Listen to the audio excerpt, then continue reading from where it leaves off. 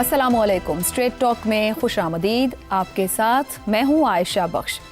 पाकिस्तान तहरीक इंसाफ इस वक्त एक ऐसे दाखिली सियासी मरहले से गुजर रही है जहाँ क़यादत, हिकमत अमली और मुज़ाहिमती सियासत के दरमियान वाज़े कशमकश दिखाई दे रही है।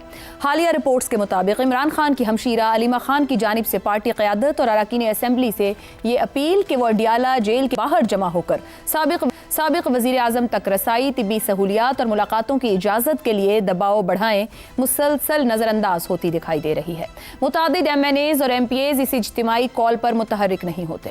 बैरिस्टर गौहर, सलमान अकरम राजा और दीगर रहनुमाओं के बयानात इस बात की निशानदही करते हैं अगरचे बज़ाहिर पार्टी नज़्म व ज़ब्त बरकरार रखने की कोशिश कर रही है, मगर क़यादत के मुख्तलिफ धड़ों में पॉलिसी और तरजीहात पर वाज़े इख्तिलाफ मौजूद है। अलीमा खान के पार्टी रहनुमाओं के खिलाफ बयानात पर अब बराबर के जवाब भी आ रहे हैं। दूसरी जानिब महमूद खान अचकज़ई जैसे रहनुमा ये दावे कर रहे हैं कि इमरान खान को सियासी निज़ाम से माइनस करने की कोशिशें हो रही हैं। उनके मुताबिक ये न सिर्फ सियासी इंसाफ के खिलाफ है बल्कि मुल्क में जमहूरी तवाज़ुन के लिए भी खतरनाक रुझान है। अगर इस तमाम सूरत हाल को वसी सियासी मंजरनामे में देखा जाए तो मौजूदा हुकूमत और निज़ाम के तहत 1 साल के अंदर खारिजा पॉलिसी और सिक्योरिटी महाज पर बहुत अहम पेशरफ्त हुई है। पाकिस्तान ने आलमी सतह पर सिफारती और अस्करी महाज पर ऐसी कामयाबियां हासिल की हैं जिनका आलमी तौर पर एतराफ़ किया जा रहा है। इस सब ने मौजूदा निज़ाम को एक मुस्तहकम फ्रेमवर्क फराहम किया है। यहीं से असल सवाल जन्म लेता है कि क्या मौजूदा हालात में इमरान खान और पाकिस्तान तहरीक इंसाफ की मुज़ाहिमती सियासत के लिए वाकई कोई वसी सियासी गुंजाइश बाकी रहती है। तारीख ये बताती है कि पाकिस्तान में बड़े सियासी तसादुम अक्सर उस वक्त मुफाहिमत या नए सियासी तवाज़ुन की तरफ गए हैं जब रहनुमाओं ने वक्त, हालात और ताकत के हकीकी तवाज़ुन को समझा है। मुज़ाहिमत और मुफाहिमत दोनों ही सियासी हिकमत अमलियों यानी स्ट्रेटेजीज़ का हिस्सा हैं, मगर इनमें से किस हिकमत अमली का इस्तेमाल किस वक्त करना है यही फैसला अहम होता है। ऐसे में बुनियादी सवाल यही है कि क्या इमरान खान ने अपनी मुज़ाहिमती सियासत में बदलते हुए मारूज़ी सियासी माहौल को मुकम्मल तौर पर मद्देनज़र रखा या नहीं, और अगर नहीं रखा तो क्या आलमी ताईद हासिल कर चुका मौजूदा निज़ाम को इस वक्त वाकई इस बात की ज़रूरत है कि वो किसी सियासी शख्सियत को माइनस करने का सोचे। खुलकर बात की जाए तो क्या मौजूदा निज़ाम को इमरान खान से मुज़ाहिमत दूर की बात, क्या उनको माइनस करने की ज़रूरत भी महसूस हो रही है या नहीं, इसी पर गुफ्तगू रखेंगे। पैनल में हमारे साथ हैं ज़ैगम खान, शहजाद चौधरी, आमिर अहमद खान और हसन निसार साहिब। प्रोग्राम का सवाल आप सभी के लिए। बानी को माइनस करने की कोशिश, अचकज़ई, निज़ाम की बड़ी सिफारती और अस्करी कामयाबियां, क्या अब निज़ाम को पाकिस्तान तहरीक इंसाफ के बानी को माइनस करने की ज़रूरत भी है? ज़ैगम खान साहब, इस वक्त का जो मारूज़ है, ग्राउंड रियलिटी मौजूद है, गुज़िश्ता 1 साल की सिफारती और अस्करी कामयाबियों की बात की जाए, क्या ये तरजीह है, क्या ज़रूरत है इस वक्त सिस्टम की? इस बात की ज़रूरत तो हर वक्त है और हर वक्त होगी कि हम अपना हाउस इन ऑर्डर करें। पाकिस्तान के अंदर जितने इख्तलाफात हैं, जितने तज़ादात हैं, उनको दूर करें और घर को एक फ्रंट बनाएं। जिस तरह की शानदार कामयाबियां हमें बाहर मिली हैं, वैसी ही शानदार कामयाबियां हम मुल्क के अंदर भी हासिल करें। अब जहाँ तक अलीमा बीबी की बात है, मेरे ख्याल है उनको दिल छोटा नहीं करना चाहिए। देखिए, अहमद खान नियाज़ी उनके दूर परे के रिश्तेदार हैं, फैमिली कैंप से भी ताल्लुक़ रखते हैं। उन्होंने पख्तूनख्वा में लॉन्ग मार्च का ऐलान किया है और पख्तूनख्वा वाले कह रहे हैं कि माड़ा सारा इनकलाब इधर ही लेकर आना है, कोई छोटा इनकलाब लाहौर और फैसलाबाद में भी लेकर आ जाओ, लेकिन इनकलाब का रुख जो है वो सारा पख्तूनख्वा की तरफ है। अब मसला ये है, अब ये चॉइस आप देखिए, किसी को भी चॉइस होगी तो वो क्या करेगा कि वो पख्तूनख्वा में चप्पल कबाब खाएगा या पंजाब में चप्पल खाएगा। तो बुशरा बीबी बेगम होने के नाते और उसके साथ साथ वो इमरान खान की मुर्शद भी हैं, वो मुर्शद की मुर्शद हैं, और अलीमा खान साहिबा जो हैं वो इमरान खान की खलीफा हैं, उनकी वारिस हैं और सारी इस वक्त ताकत उनके पास है। बहन होने के नाते वो इंतहाई जज्बाती भी हैं और वो चाहती हैं कि पार्टी को उस तरीके से चलाएं जिस तरह इमरान खान चला रहे थे, उसको मोबिलाइज किया जाए, एक तहरीकी जो शक्ल है उसके अंदर पार्टी को लाया जाए। अलीमा बीबी इस बहरान को पैदा भी कर रही हैं, इस बहरान को बढ़ा भी रही हैं, क्योंकि जिस तरह की वो तहरीक चाहती हैं, जो वो तहरीक चाहती हैं, उसके लिए ज़रूरी है कि पार्टी में डिसिप्लिन हो, क्योंकि जो व्हीकल होता है تبدیلی کا، موبلائزیشن کا، انقلاب کا وہ پارٹی ہوتی ہے نا. لوگ خود بخود تو نہیں نکلتے، کال دینے کی تو بات نہیں ہوتی. ایک تو بات یہ ہوتی کہ کیا آپ کے پاس ایسا سٹرکچر موجود ہے پارٹی کا جو لوگوں کو موبلائز بھی کر سکے، ان کی انرجیز کو چیلنج بھی کر سکے، ان کو ڈائریکٹ بھی کر سکے، اکٹھا بھی کر سکے، تاکہ پھر آپ دباؤ ڈال سکیں حکومت پر. دوسری بات یہ ہوتی ہے کہ جو پارٹی کے لیڈر ہیں کیا عوام ان پر اعتماد کرتے ہیں، ان کی بات سنتے ہیں، ان کے پیچھے چلتے ہیں، ان کی کال پر آتے ہیں. اب علیمہ خان جو ہیں ان کے اٹیک سے یہ دونوں چیزیں ہرٹ ہو رہی ہیں. ایک تو لوگوں کا اس تمام لیڈرشپ پر، عمران خان کے علاوہ جتنے لیڈرشپ ہے ان پر اعتماد ختم ہو رہا ہے، کیا ہو چکا ہے. وہ یہ سمجھتے ہیں کہ تمام کے تمام یہ لوگ جو ہیں یہ ڈسکریڈٹ ہیں، یہ کمپرومائزڈ ہیں، یہ عمران خان کی رہائی نہیں چاہتے. دوسری بات، جو پارٹی میں جتنا بھی بچا کھچا ڈسپلن تھا، جو ہائرارکی تھی، جو ترتیب تھی کہ کون فیصلہ کرے گا، کیا کرے گا، کون بڑا ہوگا، کیا چھوٹا ہوگا، علیمہ خان کے حملوں کی وجہ سے وہ بھی مکمل طور پر غارت ہو جاتا ہے. تو نتیجہ یہ نکلتا ہے کہ جو چیز چاہیے، جو وہ حاصل کرنا چاہتی ہیں، اسی کے راستے میں وہ خود رکاوٹ بن رہی ہے. اس کی وجہ یہ ہے کہ ان کا پولیٹیکل بیک گراؤنڈ نہیں ہے. ان کے پاس جذبات ضرور ہیں، پھر ان کی ساکھ بہت بڑی ہے. پوری جو پی ٹی آئی کی جو ورکرز ہیں، جو ان کی آواز ہے، جن کے پاس نیریٹو ہے، جو یوٹیوبر ہے، جو عام ورکر ہے، وہ تمام علیمہ خان کی طرف دیکھتا ہے. وہ سمجھتا ہے کہ وہ ایک کریڈیبل، موسٹ کریڈیبل جو لیڈر ہیں پارٹی میں وہی ہیں. اب علیمہ خان صاحبہ ایک طرف تو یہ کہتی ہے کہ نہیں، میرا سیاست سے کوئی تعلق نہیں ہے، میں تو فیملی ہوں، لیکن پی ٹی آئی کی جو سیاست ہے اس کو وہ مسلسل متاثر کرتی ہیں. اب دیکھیں کس طریقے سے انہوں نے اس ایک صوبے میں جس میں حکومت ہے اس میں لیڈرشپ انہوں نے تبدیل کرا دی. ٹھیک ہو گیا. اور کس طریقے سے تبدیل کرائی کہ گنڈا پور کو ڈسکریڈٹ کر کے تبدیل کرائی. تو اس کو کیا فائدہ نکلا؟ مگر وہی بات آگی کہ لا حاصل سیاست دکھ رہی ہے ان کی. ہاں، اب میں آخری بات مجھے یہ کہنے دیجئے کہ انہیں یہ چاہیے علیمہ خان کو کہ پارٹی کو تھوڑا سانس لینے دیں. ٹھیک ہے زیغم صاحب. حسن نثار صاحب، علیمہ خان بار بار پارٹی رہنماؤں کو اپیلیں کر رہی ہیں مگر وہ ناکام رہ رہی ہیں. یہ جو نظام کو ایک کامیابی سفارتی اور عسکری طور پر گزشتہ ایک سال میں ملی ہے، آپ کے خیال میں نظام کسی بھی شخص کو اس وقت سیاست سے مائنس کرنے کی ضرورت بھی سمجھ رہا ہے یا اس طرف دکھائی بھی دیتا ہے کہ اس کوشش میں؟ نہیں، مجھے صاحب کے سارے تھیسس کے ساتھ ہی اختلاف ہے. دیکھو، مائنس کا تو مجھے علم نہیں ہے، اس کو چھوڑے. مائنس نہیں ہوتا جو ایک بار پلس ہو جائے. ٹھیک ہے، موت کے بعد بھی بھٹو تیرا نام رہے گا تو پتہ نہیں جب تک سورج چاند رہے گا، اس طرح نہیں ہوتا. اس قسم کی جو کامیابیاں آپ نے گنوائی ہیں، نہ غربت ختم کر سکتی ہیں، نہ بے روزگاری بڑھنے سے روک سکتی ہیں، نہ رشوت، لوٹ مار، لا اینڈ آرڈر کی حالت کو سنبھال سکتی ہیں، نہ بجلی، گیس، پیٹرول وغیرہ مہیا کر سکتی ہیں. یہ ہیں گراؤنڈ ریالٹیز. سمجھ گئے ہو؟ وہ کہندے ہیں نا، ٹیڈنا پئیاں روٹیاں تے سبے گلاں کھوٹیاں. اور ایک بات جو ہمارے حکمرانوں کی کھوپڑی میں گھستی نہیں، وہ یہ ہے کہ وہ بہت بڑا فیکٹر ہے. یہ غربت، جہالت، یہ جو بے بسی ہے لوگوں کی، وہ تو چین نہیں لینے دے رہی انہیں. سب سے بڑا اس سے بھی خوفناک فیکٹر ہے کہ جہاں جہالت ہو وہاں جذباتیت ہوتی ہے. جہاں جذباتیت ہوتی ہے وہاں مظلوم کو، جو مظلوم سمجھا جا رہا ہو، اس کے لیے کرے کوئی کچھ نہ کرے، it doesn't make any difference. بے پناہ ہمدردی اور کلٹ پیدا کرتی ہے. یہ یاد رکھنا. اگر سلطان ٹیپو شہید نہ ہوا ہوتا، آپ کے فرشتوں کو بھی اس کا نام پتہ نہ ہوتا. سپارٹیکس، دنیا میں غلامی کتنی پرانی ہے.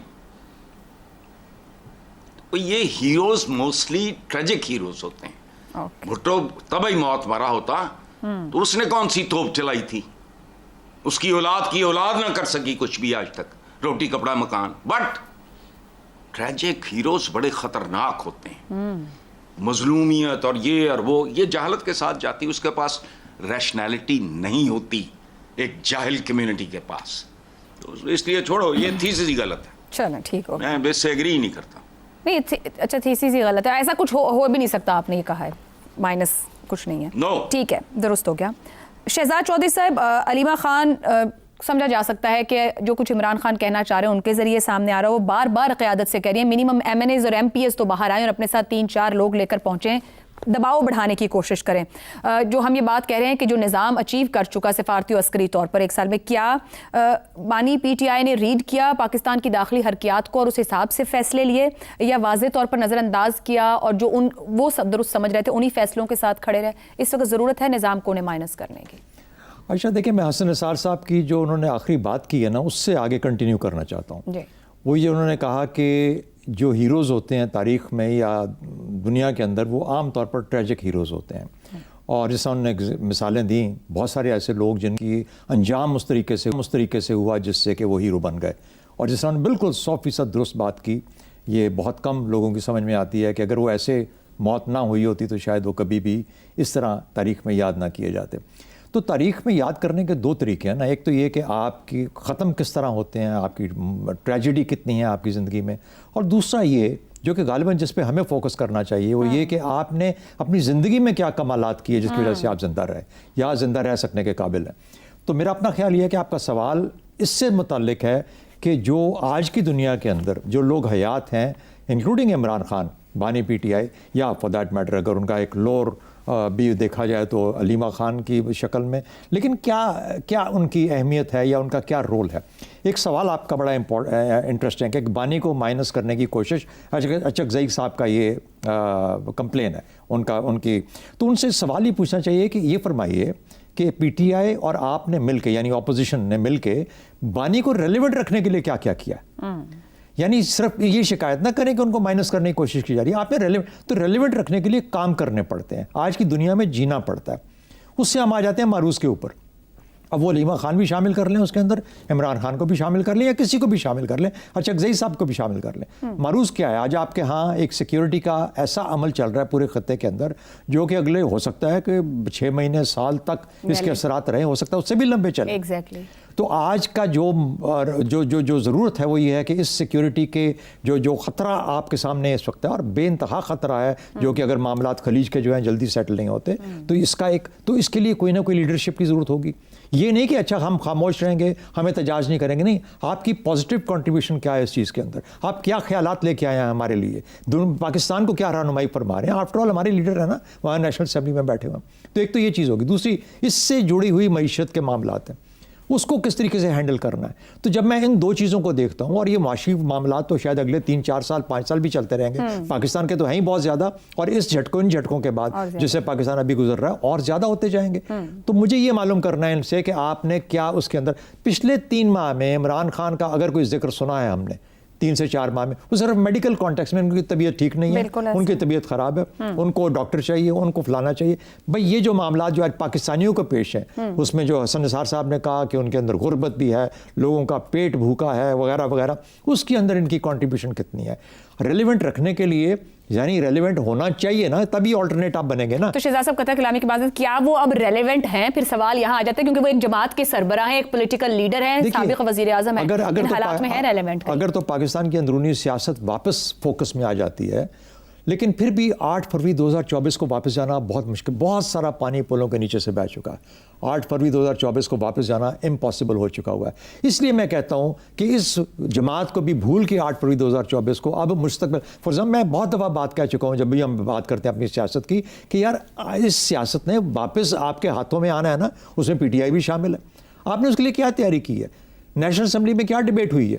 بے شک آج کے جو آپ کے ایشوز ہیں وہ ڈفرینٹ ہیں، لیکن اس کے ساتھ ساتھ بھی تو کوئی دنیا نے زندہ بھی تو رہنا ہے، پاکستانیوں نے بھی تو زندہ رہنا ہے. ان کی معیشت کا کیا ہوگا، ان کی سیکیورٹی کا کیا ہوگا؟ آپ نے اپنی سیاست کو کس طریقے سے ڈالنا ہے کہ ان معاملات کے اندر معروض میں رہتے ہوئے اپنے آپ کو ریلیونٹ رکھ سکیں. تو مجھے وہاں پہ کوئی چیز نظر نہیں آتی. تو بدقسمتی یہ ہے، دیکھیے عمران خان صاحب کا نام، اللہ کرے ان کو زندگی سلامتی صحت ہو، وہ اپنے اب مقدمات لڑیں اور واپس آئیں اور سیاست میں واپس آئیں تاکہ وہ اپنی جو چیزیں ان کو پورا کر سکیں. لیکن اگر وہ موقع نہیں ملتا تو عمران خان کو ہسٹری جس طریقے سے جج کرے گی، بہت ہی ایک عجیب سی بات ہے، لیکن یہ ہے کہ ایک اس کو پرایا بنائے گی یا ایک فینومینن بنا کے پیش کرے گی. یہ تو تاریخ یہ تاریخ بتا پائے گی کہ یہ انسان شخصیت کے طور پہ، لیڈر کے طور پہ ایک یہ اس کا رول کیسا رہا. تو یہ چیزیں ہیں جو کہ ہم آگے جا کے، لیکن ادروائز آج کی معروض کے اندر رہتے ہوئے وہ ہوگا جو کہ آج کے لوگ مل کے آگے بڑھ کے کام کریں گے. ٹھیک ہو گیا. عامر احمد خان صاحب، کیا پاکستان تحریک انصاف کو اب بھی سمجھ میں نہیں آ رہی کہ مزاحمت اور مفاہمت صرف نظریاتی طور پر نہیں بلکہ اسٹریٹجک حکمت عملی کے تابع ہوتے ہیں؟ جو ہم 1 سال کا حوالہ دے رہے ہیں اور اس کے اندر پاکستان تحریک انصاف داخلی سیاسی ماحول میں کہاں موجود ہے، نہیں موجود ہے، آپ کو لگتا ہے انہوں نے ان چیزوں کو دھیان دیا ہے؟ عائشہ ذرا سا بھی اگر دھیان دیا ہوتا تو کہیں نہ کہیں تو ہمیں کوئی فرق نظر آتا نا. جو سیاست پی ٹی آئی کی اس وقت شروع ہوئی جب عمران خان صاحب جیل گئے, اس سے لے کے اب تک کافی عرصہ گزر گیا, 3 سال ہونے کو آ رہے ہیں اب, تو اس میں کچھ تو ہمیں تبدیلی نظر آتی, کچھ تو فرق نظر آتا, بات تھوڑی سی آگے بڑھتی ہوئی نظر آتی. نہیں آئی, بالکل وہی صورتحال ہے جو پہلے کھڑی ہوئی ہے. تو ظاہر ہے کہ اس سوچ میں کوئی فرق نہیں آیا. اور اس کے اندر دیکھیں پرابلم جو میرا خیال ہے فنڈامنٹل ایک پرابلم جو پی ٹی آئی کو نہیں سمجھ آ رہی, بطور ایک پارٹی بھی نہیں سمجھ آ رہی, ان کی لیڈرشپ کو بھی نہیں سمجھ آ رہی, قطع نظر اس کے کہ آپ اس کی لیڈرشپ کس کو آپ اس کی لیڈرشپ کنسیڈر کرتے ہیں. کیا محمود خان اچکزئی صاحب جو کہ اپوزیشن لیڈر ہیں ان کو آپ ان کی بات کر رہے ہیں, یا ان کی بہنوں کی بات کر رہے ہیں, یا جو سیکنڈ ٹیئر لیڈرشپ ہے پی ٹی آئی اس کی بھی بات کر رہے ہیں. ان کو جو بنیادی ایک چیز نہیں سمجھ آ رہی وہ یہ کہ وہ عمران خان کے بغیر عمران خان کی سیاست کرنے کی کوشش کر رہے ہیں. یہ تو عمران خان کا طریقہ تھا نا کہ لڑ جھگڑ کے ہر کسی کو الٹی سیدھی باتیں کر کے ان کے نام رکھ کے اور ایک کشیدگی پیدا کر کے. مگر قطع کلامی کی مادت عامر صاحب, یہ تو بہت زیادہ کہا جاتا رہا پی ٹی آئی کے بارے میں کہ P T I is equal to Imran Khan and Imran Khan is equal to P T I. جو عمران بولیں گے وہی سب کچھ ہوگا. سو آپ یہ کہیں کہ پھر عمران کا ہی تھاٹ پروسیس آگے چل رہا ہے, وہ صرف ون وے پہ چلنا جانتا ہے, ملٹی ڈائمینشن یا پالیٹکس کی انڈرسٹینڈنگ نہیں رکھتے. دیکھیں عائشہ, یہ تو نہیں ہو سکتا نا کہ اگر آپ کی مروزی حقیقت بدل جائے تو پھر آپ اس کو ماننے کو تیار نہیں ہیں, تو اس کا مطلب ہے خوابوں کی دنیا میں رہ رہے ہیں, آپ حقیقی دنیا میں تو نہیں رہ رہے ہیں. سو اگر عمران خان, مانا پی ٹی آئی عمران خان کے بغیر کچھ نہیں ہے, لیکن اگر عمران خان صاحب خود باقاعدہ ایک باہر رہ کر جیل سے باہر ہوتے وہ اور ایک فعال قسم کا کردار ادا کر رہے ہوتے تو پھر تو بالکل ٹھیک ہے, وہ جو چاہتے وہی پی ٹی آئی کرتی, اور شاید وہ ہمیں اس کے طرف سے بہت ساری ایسی چیزیں دیکھنے کو ملتی جو اب ہمیں نہیں مل رہی ہیں. لیکن the fact of the matter is, reality on the ground is کہ اب وہ نہیں ہیں. تو اب ان کی پارٹی جو ہے اس کو کیا کرنا ہے, اس کو اپنی سیاست کو کیسے آگے بڑھانا ہے, اس کا ان کے پاس کوئی جواب نہیں ہے سوال کا, ان کے پاس کوئی حل نہیں ہے. وہ وہی باتیں, علیمہ خانم وہی باتیں کر رہی ہیں جو عمران خان کرتے ہوتے تھے کہ اس سے بھڑ جاؤ, اس سے لڑ جاؤ. آپ کو یاد ہوگا کہ عمران خان وزیر اعظم بننے کے بعد بھی انہوں نے اپنی ساری پولیٹیکل عامر صاحب, یہ تو آپ نے پھر عمران خان کی پالیٹکس کو ہی چیلنج کر دیا نا مکمل طور پر. اگر پارٹی کے پاس جواب ہی نہیں تو اس کا مطلب کوئی پارٹی نہیں ہے, کوئی ٹریننگ ہی نہیں ہے, سیاست کس طرح ہونی ہے اس کا بھی اندازہ نہیں ہے. دیکھیں یہی تو فرق ہوتا ہے نا. کیوں کہتے ہیں عمران خان کی پارٹی کو, تحریک انصاف کو ایک کلٹ کیوں کہا جاتا ہے؟ وہ اسی لیے کہا جاتا ہے نا کہ اگر ایک شخص اس کے اندر سے علیحدہ ہو جائے, اور یہ پاکستان میں ہم نے پہلے بھی دیکھا ہے, ہم نے کراچی میں اس چیز ہوتے ہوئے دیکھی ہے کہ ایک شخص اگر سین سے ہٹ جائے تو پیچھے پارٹی کے پاس نہ کوئی سیاست رہتی ہے اور نہ ہی کوئی حکمت عملی رہتی ہے. اور ایگزیکٹلی وہی چیز ہے جو اس وقت ہمیں یہاں پر نظر آ رہی ہے. پارٹی پارلیمنٹ میں ہے نا جی, if I'm not mistaken, میں نے تو کبھی نہیں دیکھا ان کو پارلیمنٹ میں کوئی کام کرتے ہوئے. مجھے کبھی نہیں ان کو نظر آئی پی ٹی آئی جو ہے وہ پارلیمنٹ میں کسی بحث کے اندر الجھی ہو. مجھے آج تک نہیں کریڈیبلی وہ کوئی ایسا مسئلہ اٹھاتے ہوئے کسی پبلک فورم کے اوپر نظر آئی جو کہ عوام کے دلوں کے بہت قریب ہو, جس سے عوام کی مشکل میں کوئی آسانی ہو سکے, جس سے وہ حکومت پہ کسی بھی قسم کا دباؤ بنا سکتی ہو. اور بات جو میں نے سنی ہے, دیکھیں اگر ایک پارٹی جو ہے وہ پورے ملک کی سیاست کو, ایک شخص کو, وہ پاکستان کی سیاست کا اسٹیٹ آف ہرمز انہوں نے بنا دیا کہ ہر چیز جو ہے وہ وہاں پر جا کر پھنسا دیتے ہیں اور اس سے بات آگے ہی نہیں نکلنے دیتے, تو کیا آپ اس کو سیاسی جماعت کہیں گی؟ اس کو ایک ظاہر ہے کلٹ ہی کہا جا سکتا ہے. پی ٹی آئی جو ہے اس کو کہیں نہ کہیں سوچنا پڑے گا کہ یہ ہم نے اپنی سیاست کو آگے کیسے لے کے جانا ہے. اللہ کرے Imran Khan very valid point. اور سوچیں گے تب جب سوچنے کی ٹریننگ دی گئی, اسی حکمت عملی کے تھرو راستے کیسے نکالے. اور سب کے سوچنے کی بات ہے کہ اگر اپریل 2022 کے بعد عمران خان نے دراصل اپوزیشن کی سیاست کی ہوتی اور آج بطور اپوزیشن لیڈر اسمبلی میں ہوتے تو شاید پاکستان کی سیاست کچھ اور رنگ میں ہوتی. بریک لیتے ہیں, بریک سے واپس آئیں گے تو ہم بات کریں گے پاکستان جینڈر گیپ انڈیکس میں سب سے نیچے کیوں پڑا ہے, ہم کیا سوچتے ہیں اور کیا بیہیو کرتے ہیں. اس بریک کے بعد پروگرام میں ایک بار پھر خوش آمدید. Human rights commission of Pakistan کی حالیہ رپورٹ کے مطابق ملک میں صنفی تشدد کے واقعات میں 25% اضافہ ہوا ہے. گھریلو تشدد کے واقعات میں 1332 خواتین کو قتل کیا گیا. ریپ کے 3800 سے زائد کیسز رپورٹ ہوئے. 2500 سے زائد خواتین کو سائبر ہراسگی کا سامنا کرنا پڑا, جبکہ 470 خواتین غیرت کے نام پر قتل کر دی گئی. یہ یاد رہے کہ یہ صرف رپورٹڈ نمبرز ہیں. इस तनाजुर में आलमी सतह पर भी हमारा बदतरीन सूरत हाल या नंबर दिखाई देते हैं। आलमी जेंडर गैप इंडेक्स में पाकिस्तान 148 ममालिक में से 145वें नंबर पर रहा, जबकि वर्ल्ड इकोनॉमिक फोरम की ग्लोबल जेंडर गैप रिपोर्ट 2025 के मुताबिक पाकिस्तान 148 ममालिक में से 148वें यानी आखिरी नंबर पर रहा, जहां जेंडर बराबरी की शरह सिर्फ 56% रिकॉर्ड की गई। इस फहरिस्त में पाकिस्तान सूडान, चाड, कांगो, नाइजर और अल्जीरिया जैसे ममालिक से भी नीचे है। ये न सिर्फ एक इंतहाई कमजोर कारकर्दगी है, बल्कि इस बात की भी निशानदही करती है कि खवातीन और मर्दों के दरमियान मौक़े और वसाइल की तकसीम में नुमायां अदम तवाज़ुन मौजूद है, जो वक्त के साथ कम होने के बजाय बढ़ रहा है।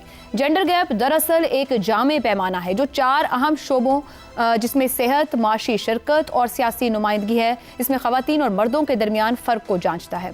यह सिर्फ अददी फ़र्क नहीं बल्कि एक साख्ती मसला है, जहाँ इदारा जाती समाजी और माशी रुकावटें खवातीन की शमूलियत में हायल रहती हैं। सिनफी बराबरी की अहमियत महज समाजी इंसाफ तक महदूद नहीं बल्कि ये माशी तरक्की और पायदार इस्तेहकाम से भी जुड़ी हुई है।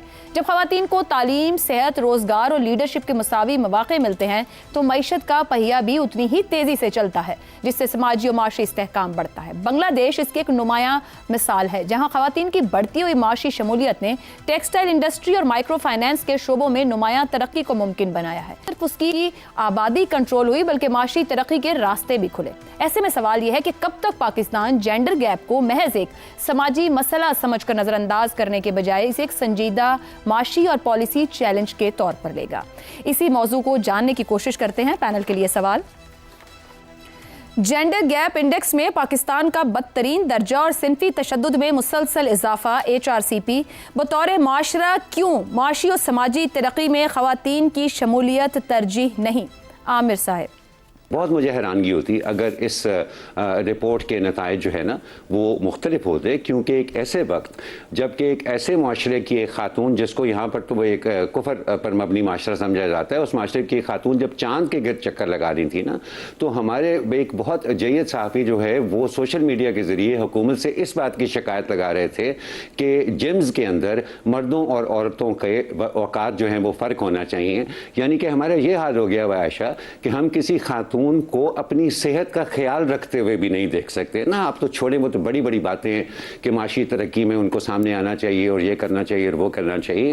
एंड अब आप इसको सिर्फ सोशल मीडिया को भी इसका जिम्मेदार नहीं ठहरा सकते हैं कि आपको हमें अच्छी तरह से पता है कि इस तरह की आवाज़ें हमारे मेन स्ट्रीम मीडिया पे, सोशल मीडिया के मंजर आम पर आने से बहुत पहले इस तरह की आवाज़ें हमारे मेन स्ट्रीम मीडिया की तरफ आती हैं। तो ये जो एटीट्यूड है ना जी, ये इसको बदलना जो है उसके लिए ये जो हमने ज़बरदस्त लीडरशिप दिखाई है ना ईरान और अमेरिका के जंग के मामले के ऊपर, आई टेल यू वो शायद इतना बड़ा चैलेंज ना हो, बहुत ही मुश्किल काम था ना। कोई दुनिया में और उसके अंदर छलांग लगाने को तैयार नहीं था, कोई अपना हाथ डालने को तैयार नहीं था, लेकिन पाकिस्तान ने हिम्मत और बहादुरी दिखाई कि उसके अंदर घुस गया। इंतहाई मुश्किल काम था, लेकिन मेरे ख्याल में उससे कहीं ज़्यादा मुश्किल जो है वो ये इस सोच को बदलना है जिसकी वजह से हम अपनी आधी इंटेलेक्चुअल रिसोर्स, आधी ह्यूमन रिसोर्स, आधी प्रोडक्टिव पावर जो है हम उसका फ़ायदा ही बतौर एक माशरे का नहीं उठा रहे, जबकि हमें उसकी शदीद तरीन ज़रूरत है। और इसी वजह से आयशा मैं समझता हूँ कि जब बाहर से पाकिस्तान के बारे में कोई बात करता होगा या उसको सोचता होगा तो वो ये कहता होगा ना कि ठीक है जी, आप बन जाएं एटमी ताकत, आप करा लें ईरान और अमेरिका के अंदर सुलह। हालत तो आपकी ये है कि आप अपनी आधी वर्क फोर्स को सिर्फ अपनी एक मेंटल इनकेपेबिलिटी, जिसको मैं ज़ाती तौर पर एक नफ्सियाती बीमारी समझता हूँ, सिर्फ एक मेंटल कैपेबिलिटी से आपने अपनी आधी वर्क फोर्स को और अपनी आधी इंटेलेक्चुअल पावर को पाकिस्तान की प्रोडक्टिव जिंदगी से दूर रखा हुआ है। दुरुस्त हो गया, दुरुस्त हो गया। हसन निसार साहब, वर्ल्ड इकोनॉमिक फोरम की रिपोर्ट कहती है कि आलमी तौर पे जेंडर गैप खत्म करने में 120 साल लगेंगे, तो पाकिस्तान में इससे भी कई साल आगे चले जाएंगे। क्या हम 120 साल में भी ये फर्क खत्म कर सकेंगे? आप 1000 साल में भी नहीं कर सकेंगे। उसकी वजह है जिस बदनसीब माशरे की बुनियादें ही ऐसी बकवास पे हों, जीन्स में घुस गई हूं कि औरत तो पांव की जूती है। बाप बेटी को कहे जिस घर में तेरी डोली जा रही है वहां से तेरा जनाजा ही निकल। अच्छा, बहनें कहें मेरा जिंदा रवे पाई, मेरी गली गली पर जाई, अरे होश करो।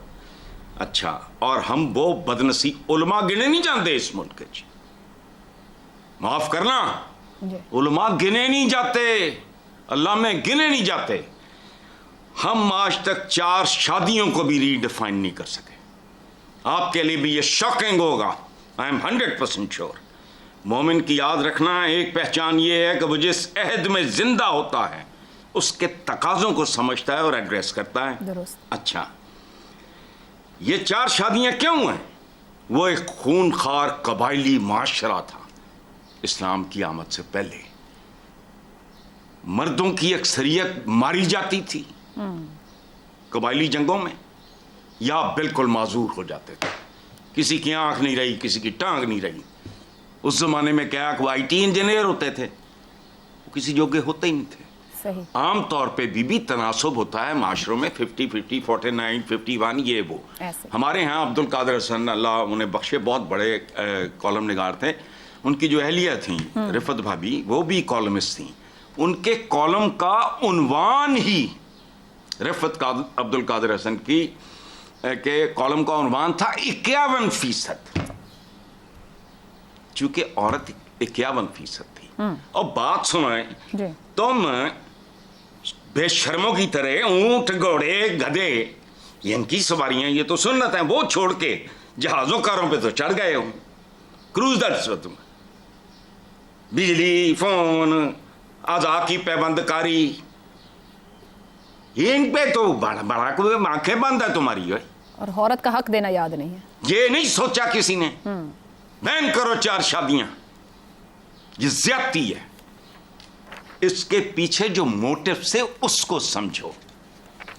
4 शादियां आजकल के जमाने में, ओ भाई, एक फैमिली को अगर आपने ठीक तरीके से उसकी परवरिश करनी है, खुदा का खौफ करो, अदल करें। इस मुल्क का जो, और अभी मेरे दोस्तों में से को कह रहा था कि इकोनॉमी बड़ी देर तक, बिल्कुल नहीं, मैं पेशा अपना छोड़ दूंगा, ये इकोनॉमी संभल नहीं सकती।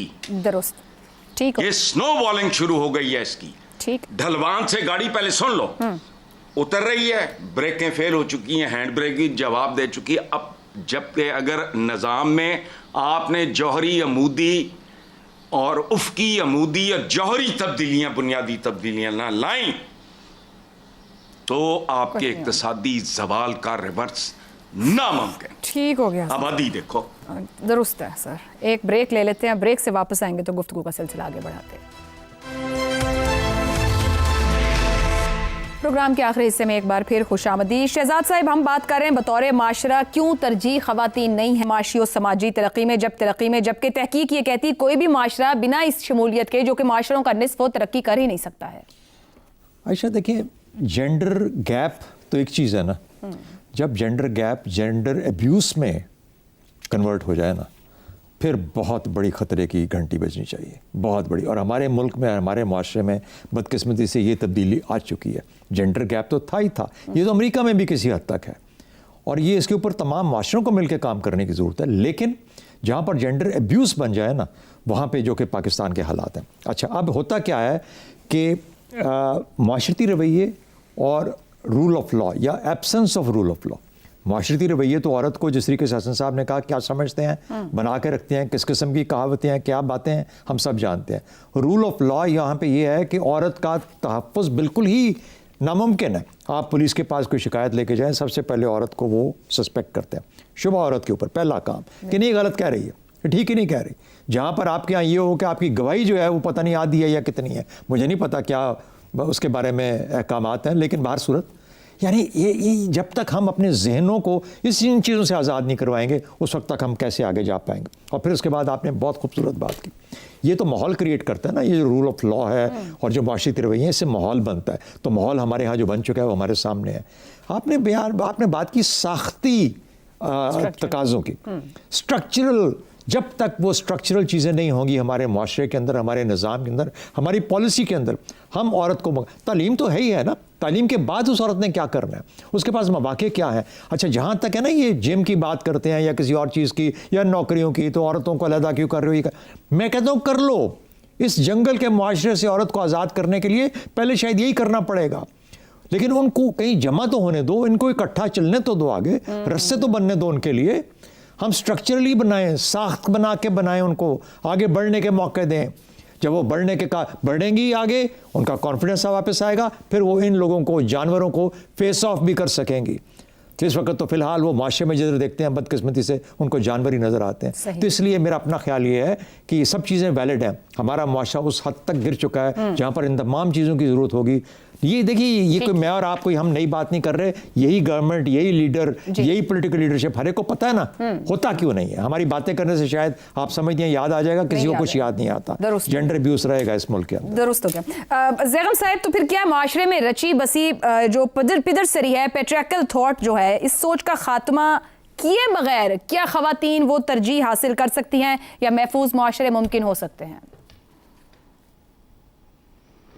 عائشہ، میں سوچ رہا تھا کہ ہم اسی معاشرے کی بات کر رہے ہیں جہاں اسی ہفتے میں، گزشتہ جو ہفتہ تھا، وہاں خواتین نے، بچیوں نے، لڑکیوں نے مقابلے کے اعلیٰ ترین امتحان میں، جنہوں نے ریاست چلانی ہے، اس مقابلے کے امتحان میں رگڑا لگا کے رکھ دیا ہے لڑکوں کا. ان کے برابر آ کے کھڑی ہو گئی ہیں. یہ وہی معاشرہ ہے جس کی اعلیٰ تعلیم کے اداروں میں لڑکوں کے لیے مشکل ہو گیا داخلہ لینا. لڑکیاں ایج آؤٹ کر رہی ہیں، دگیل کے باہر کر رہی ہیں بہترین ڈپارٹمنٹ سے. جہاں آپ جیسی خواتین اس طرح کے شو کرتی ہیں، جہاں بہترین سیاستدان ہیں، جو بے نظیر جیسے سیاستدان ہوتی ہیں، جہاں پہلی خاتون وزیر اعظم، ہم اسی معاشرے کی بات کر رہے ہیں. تو یہاں سے نظر آتے ہیں ہمیں دو پاکستان. ہم غریب عورت کی بات کر رہے ہیں اگر ہم غور سے دیکھیں تو، کہ وہ آدھی آبادی جہاں پہ مرد کا وہ رگڑا لگا ہوا ہے کہ وہ جوتے کھا رہا ہے، اس کے پاس کچھ بھی نہیں ہے. زیغم صاحب تھوڑا سا اس میں ایڈ کر لیں. یہ جو آپ نے خواتین کی ہے نا، یہ وہ سوراخ ہے جس سے اتنی سی چھن کے نکل آئی ہیں، ورنہ وہ جو آپ جو کہہ رہے ہیں نا آگے بھی پہنچے گی ایڈمنسٹریٹولی بھی، ان کو کیا کچھ پیش آئے گا. ہمارے جیسے بھی جو بیٹھے ہیں ہمیں ایکول ویجز پہ نہیں ہم کھڑے ہوں گے. سو یہ جو گیپ ہے یہ بہت ہی وسیع ہے. میں آپ سے اتفاق اور اختلاف دونوں کر رہا ہوں. درست. میں مڈل کلاس اور اپر کلاس کی خواتین کے ساتھ ہونے والی زیادتیوں سے اختلاف نہیں کرتا، لیکن سوشل سائنسز میں ایک چیز ہوتی ہے انٹرسیکشنلٹی، جس کا مطلب ہوتا ہے کہ جب دو ظلم، دو ستم، دو کمزوریاں اکٹھے ہو جاتی ہیں. درست. جو چیزیں آپ بتا رہی ہیں، کیا یہ امریکہ میں نہیں ہوتی؟ کیا امریکہ میں خواتین کی اور مردوں کی اس میں فرق نہیں ہوتا سیلری میں؟ جو مشکلات آپ کی ہیں، جو اپر مڈل کلاس کی ہیں، مڈل کلاس کی ہیں، اپر کلاس کی ہیں، وہ پوری دنیا کی ہیں. وہ ایسی جد و جہد ہے جو پوری دنیا میں چل رہی ہے. لیکن ہم جس لیول کی بات کر رہے ہیں، جس غیر انسانی سلوک کی بات کر رہے ہیں، وہ غریب عورت کی بات ہے. اس انٹرسیکشنلٹی کو اگر ہم اگنور کریں گے تو پھر اس کا مطلب ہے ہم اس مسئلے کو نہ سمجھ سکیں گے، نہ اس مسئلے کو ایڈریس کر سکیں گے، کیونکہ یہاں پہ جینڈر اور کلاس مل جاتے ہیں. جب تک ہم کلاس کو اگنور کریں گے، ٹھیک. دیکھیے، آپ میں اور آپ کی ماسی میں بہت فرق ہے. میں آپ سے مراد اپنے خاتون، اپنے گھر کی خواتین کی بھی بات کر رہا ہوں. سر وہ انڈیویجول کیسز ہو جائیں گے نا پھر بطور معاشرہ. زیغم صاحب میں اس تھاٹ پروسیس کی بات کر رہی ہوں جو ایک پیٹریکل سوچ رکھتا ہے، جو عورت کو ایک فرد کے طور پر ٹریٹ نہیں کرتا ہے. جی دونوں باتیں ہیں. دیکھیے دو باتیں ہیں. ایک بات تو یہ ہے کہ جو ریاست ہے اور اس نے جو اسٹیٹ بنائی ہے وہ خواتین کے لیے بنی ہی نہیں ہے. درست. پہلی بات. مثال کے طور پر اگر خاتون گھر سے نکلتی ہے تو آپ مجھے بتائیے کیا شہر میں ٹوائلٹ ہوتے ہیں جہاں اس کی بنیادی ضرورت کا کیئر کیا گیا ہو؟ ٹھیک ہو گیا. اگر آپ گاڑی پر ہیں تو پھر تو سہولت ہے. اگر آپ پیدل ہیں تو آپ مجھے بتائیے خاتون کے لیے زندگی کتنی مشکل ہے. باہر نکل کر معیشت میں حصہ لینا، زندگی میں حصہ لینا کتنا مشکل ہے. کیا دفاتر میں الگ ٹوائلٹ ہوتے ہیں؟ صرف ایک چھوٹی سی چیز میں دیکھ رہا ہوں. جی. پورے آپ نے پورے کے پوری معیشت کو، سب چیزوں کو اس طرح بنایا ہی نہیں ہے. Very valid. پھر معاشرے کی بات تو بالکل ہے. درست ہو گیا. ہر دن اس پر پھر گفتگو رکھیں گے تاکہ مزید تفصیل سے بات ہو سکے. آج کے لیے اتنا ہی. اجازت دیجیے. اللہ حافظ.